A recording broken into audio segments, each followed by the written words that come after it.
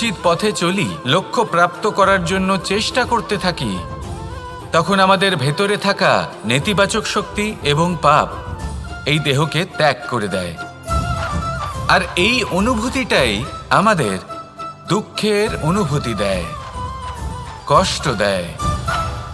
এবার সেখানে যদি আমরা কুপথে চলি, অনুচিত পথে চলতে থাকি, তাহলে আমাদের ভেতরে থাকা পুণ্য এবং ধনাত্মক শক্তি আমাদের দেহ ত্যাগ করে দেয়।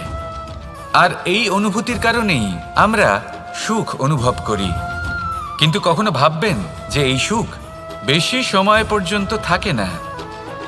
সেই জন্য সবসময় মনে রাখবেন, যদি আপনি জানেন যে এটাই আপনার লক্ষ্য, এটাই উচিত পথ, শুভ পথ, তাতে নিরন্তরভাবে এগিয়ে যেতে চেষ্টা করতে থাকুন। এই কষ্ট আপনাকে সুখের পরাকাষ্ঠায় কখন পৌঁছে দেবে তা আপনি জানতেই পারবেন না। আসুন আমার সাথে ভালোবেসে বলুন, রাধা রাধা। প্রত্যেক মানুষ নিজের জীবনে